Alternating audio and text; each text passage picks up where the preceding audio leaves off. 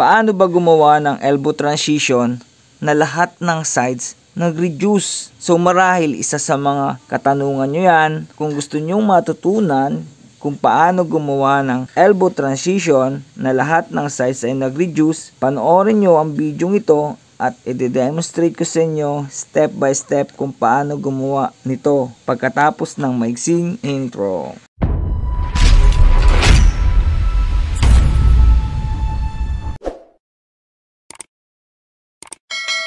What's up guys? Ang i-demonstrate naman natin ngayon ay yung elbow transition na lahat ng sides ay nag-reduce. Ito guys yung magiging example natin. Let's say na ito yung top natin. So yung size nito guys ay 2 cm. Itong part na to. Then itong part naman na to ay 5 cm. Then yung sidings nito guys ay 5 cm. Then yung sidings naman nito ay 2 cm. Then may radius tayo na 3 cm. Kung titingnan naman natin guys sa side, ito naman yung illustration ng side. Ang side natin ay 5 cm at dito naman sa kabila ay 2 cm. Naka-center. Ganito yung magiging itsura ng layout ng side natin. Naka-center. May difference siya na 1.5 cm dito sa baba at may 1.5 cm difference dito sa taas. 1.5 plus 1.5 dito sa taas, 3 cm. 3 cm plus 2 cm equals 5 cm. Okay? Paano ba ito i-layout? Ganito lang guys ang pag-layout nito. Gawa muna tayo ng reference. So, ito na nga yung reference natin. Diba? Na-discuss naman natin kung paano gumawa ng elbow reducer. Ganun lang din yung paggawa nito. Kuhanin nyo yung radius, 3 cm.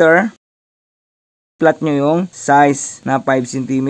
Ito. Then, itong point na to, saka ito, kulaan mo lang siya. Then, 3 cm na radius. Then, idagdag nyo yung size na 2 cm. Ito. Then, iskulahan nyo guys to. Then, kuha kayo ng gagawin nating neck. Ito. Dito, kumuha lang ako ng 0.5 cm. Kung sa actual nyo gagawin, depende sa inyo, siguro mga around 1 inch hanggang 5 cm. So, depende sa order or sa ni-required ng superior nyo. Then, gano'n din dito, kuhanin mo rin yung 0.5. Then, guys, kompasan nyo to para magkaroon ka ng curve dito. After nyo makuhanan ng 0.5, kuhanan nyo ng right angle. Ito yung point nila. Ito na yung radius. Kompasan mo lang yan dyan. So, ang last nyo i-connect ay ito. Paano nyo naman makukonek ito? Di ba reducer to? Ito ay mas maliit kaysa dito. Kukuhanin lang natin yung pinakamaliit na radius at ilalagay natin doon sa malaking radius. Ito yung maliit na radius. Tama? Then, ngayon, ilalagay mo ngayon siya dito sa malaki. Etong radius nito, dito mo lang siya kukumpasan. Simula sa point na to hanggang dito ay straight lang yan. Magkakaroon ka na ng point dito. Dahil transition nga yung i-layout natin, magkakaroon ka ng bending dito kasi bababa yung kabilang side. Kailangan mo magkaroon ng point dito. Paano tayo magkakaroon ng point dito? Hatiin lang ninyo yan. Simula dito, kumpasan mo lang guys. Dito rin sa kabila. Dito sa nag-intersect. At saka itong point na to, dahil ito yung pinakang right angle niyan, i-link mo lang sila. So, ito yung center. So, I hope na clear tayo doon guys. Ito yung pinakang guide natin na magkakaroon ng bending dito sa part na to. Then, dito rin, lagyan mo rin ito. Guide din natin na nagkaroon ng bending dito kasi straight ito. Dito naman ay curve. Let's say guys, ito A, B, C, D, E, and F. So, meron na ngayon tayong reference. So, ang gagawin natin ay i-layout na natin siya. Bago natin may layout to, kailangan natin ng triangulation. Ang triangulation guys, nitong A to F ay sa pull drops. Ang difference natin guys ay 1.5 cm. So, yon. I-layout natin guys. Kuhanin natin ang A to B. Bago kumuha tayo ng A to B, ilagay na muna natin itong neck natin na 0.5 cm.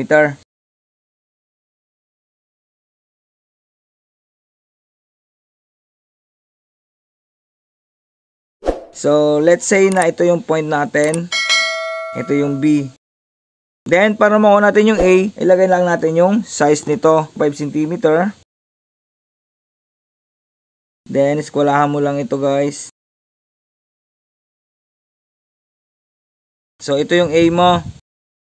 Then, next natin guys ay, kuhanin natin itong C. So, paano makuha natin ang C? So, kailangan natin ng triangulation. Ang triangulation nito guys, ay dun sa side. So, hindi natin pwede gamitin yung half drop kasi nga, tatlong hati na siya.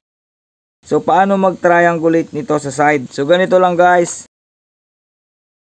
Diba yung side natin guys ay, ito, 5 cm at saka 2 cm. Then, eskwalahan natin itong center. Kuha naman tayo ng 2 cm lang dito sa dulo.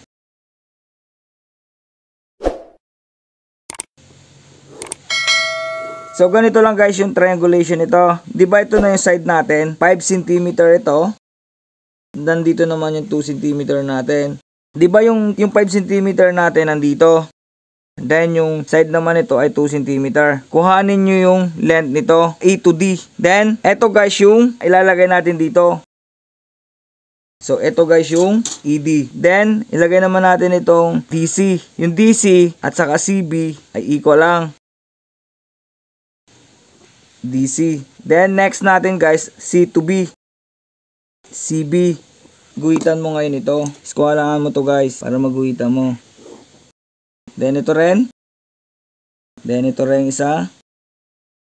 I-connect mo ngayon itong point na to dito sa nag-touch na to. So ganito yung triangulation yan. Ito na ngayon yung true length nito. Ito na ang true length. Automatic na agad siya na triangulate. Yung 1.5 cm natin na difference, na paghati-hati nilang tatlo. 1.5 cm. Ito yon.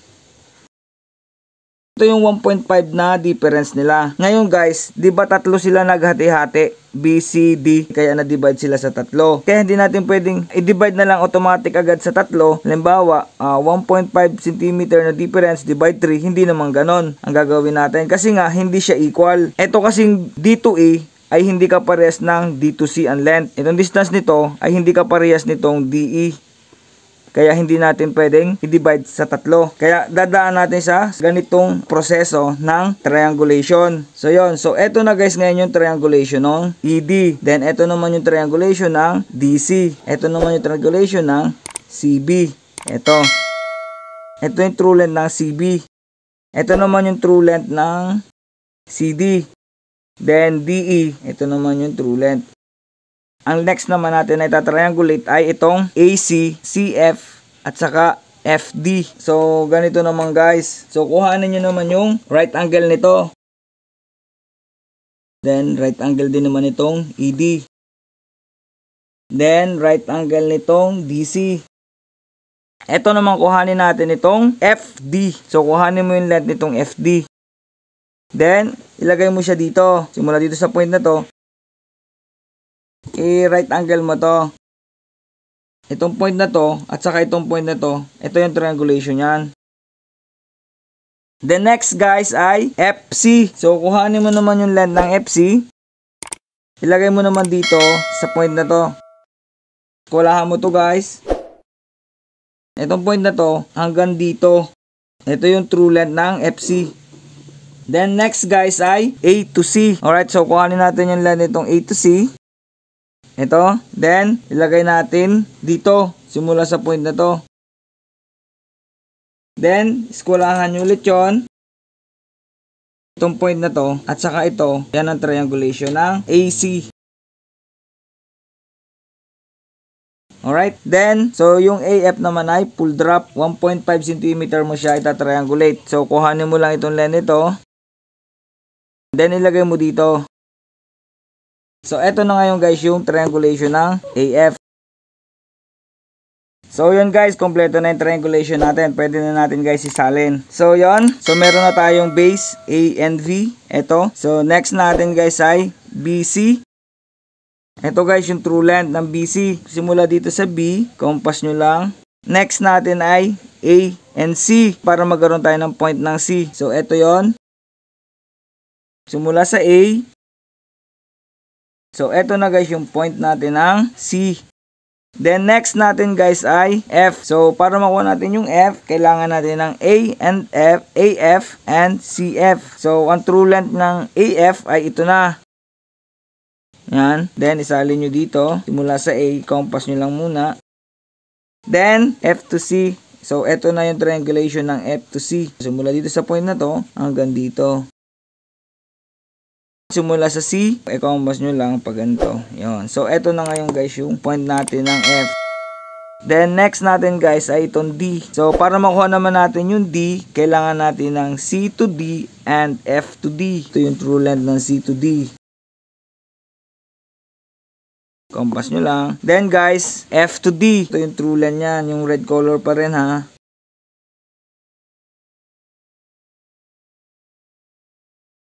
So, eto na yung D. Next natin guys ay E. Kailangan natin ng D to E at saka F to E. So, kuhanin na muna natin yung D to E. Eto, ang true length ng D to E. So, ilagay natin dito sa D. Then, i-compass lang muna natin. Then, next guys ay F to E. So, di ba ang F to E naman ay size lang. 2 cm lang.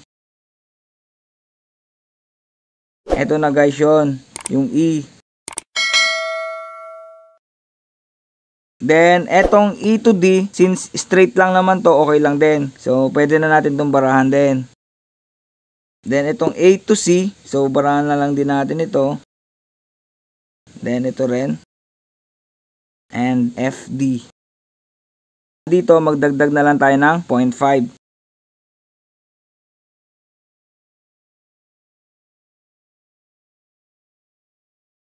Then next guys ay, paano natin kukumpasan to? So, kuhanin lang yung center.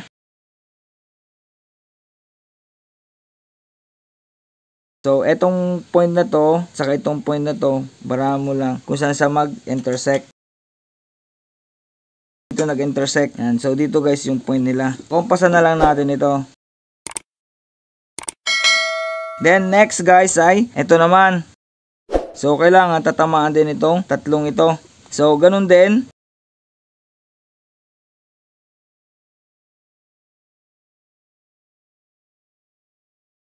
Barahan nyo lang. So, yan, kompasan nyo lang to.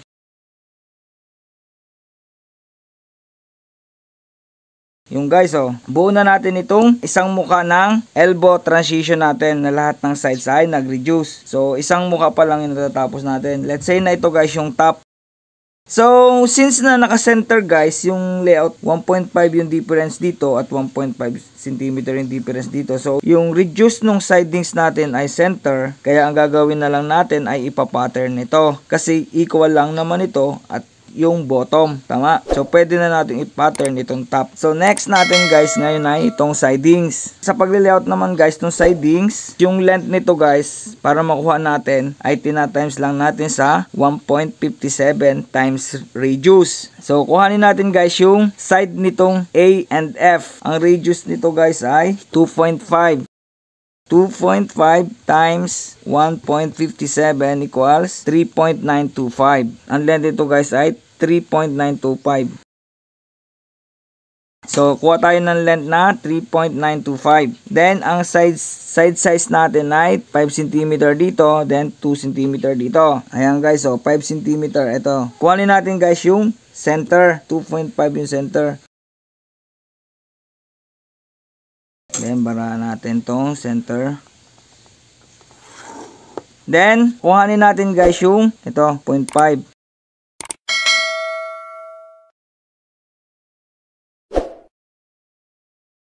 Next guys ay yung length nito, simula dito. So, 3.925.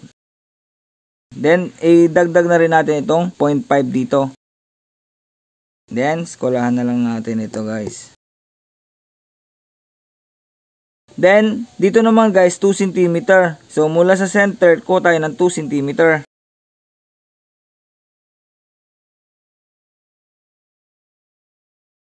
Itong point na to, saka ito, pwede mo nang ipag-connect yan. So, eto na guys yung side A natin. Then, next natin guys ay etong side na to. So, ganun din ang gawin natin guys. Kuha tayo ng 0.5 simula dito. Then, simula dito hanggang dito, straight lang naman ito. Okay? So, pwede na natin kuhanin yung length nito. Then, isalin nyo dito. Sa center ha, ito na yung D. Ito yung E. Then, dito C. So, para makompute naman natin yan, ganun din sa ginawa natin dito. So, kuhanin natin yung radius, 4.5 cm. 4.5 cm times 1.57 equals, yan guys, yung length natin, 7.07 B. Then, dagdag lang tayo ng 0.05. So, eto na yon, simula dito hanggang dito. So, yun lang guys. Then, eskolahan natin ito. So, yun guys. Then, kuhanin naman natin guys yung side size natin dito. Ang side size natin ay 5 cm. So, eto na yon, 5 cm dito sa part na to. Then, dito sa part na to ay 2 cm. Eto yon, 2 cm. So, 1 cm mula sa center. Yan. Then, barahan lang natin ito guys. Mula dito hanggang doon.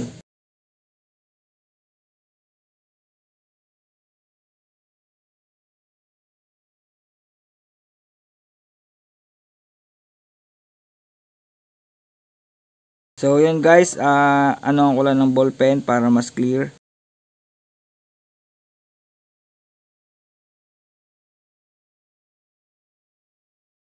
Ito yung side natin ng side B. Kompleto na yung layout natin. Gupitin lang natin ito. Then, ipa-pattern. Then, buuin natin para makita natin yung result ng layout natin. Alright?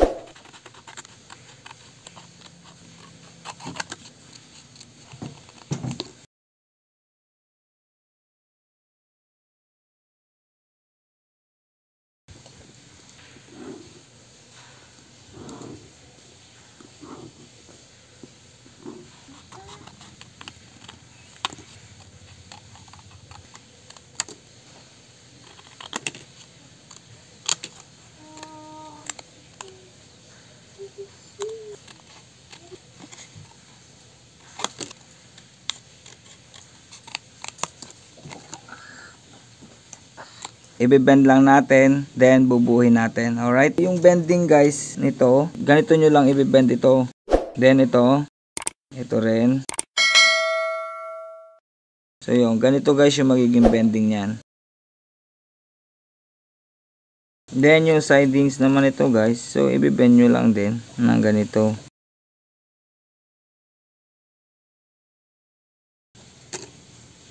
So, yun guys, ito na yung result ng layout natin. Alright, so yun. So, ganun lang guys yung paggagawa ng elbow transition na lahat ng sides ay nag-reduce. 2 cm by 5 cm. So, yung sidings niya dito ay 5 cm. Ito. Then, 2 cm. Then, dito naman sa kabila guys, 5 cm by 2 cm.